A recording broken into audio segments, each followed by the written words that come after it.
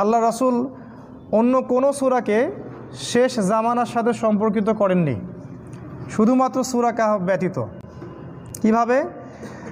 রাসূলুল্লাহ সাল্লাল্লাহু আলাইহি ওয়াসাল্লাম বলেছেন, শেষ জামানার সবচেয়ে বড় ফিতনা বা পরীক্ষা হচ্ছে দাজ্জালের ফিতনা।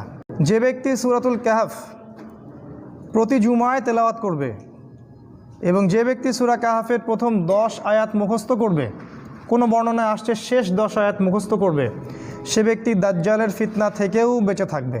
সূরা কাহফের ভিতরে এমন কিছু আছে যেটা আপনাকে দাজ্জালকে চিনতে সাহায্য করবে। আপনি চিনতে পারবেন কোনটা দাজ্জাল, কোনটা দাজ্জালের দল, কোনটা দাজ্জালের সভ্যতা, এটা আপনি চিনতে পারবেন। সূরা কাহফ পবিত্র কোরআনুল কারীমের 18 নম্বর সূরা। এই সূরার একটা ফজিলত আছে, সেটা হলো যে ব্যক্তি জুমার দিনে সূরা কাহফ তিলাওয়াত করবে, সেই ব্যক্তির এক জুমা থেকে আরেক জুমা পর্যন্ত এই জীবনটা আল্লাহ পাক নূর দিয়ে ভরে দিবেন। নূর হচ্ছে এমন আলো, যে আলো দিয়ে আপনি বিশ্বকে দেখবেন, যেটা সবাই দেখতে পারবে না। একজন মানুষ পিএইচডি করে আসলেও তার ভিতরে নূর থাকে না। সূরাতুল কাহফ কিয়ামতের দিন তার পাঠকারীর পক্ষে সুপারিশ করবে।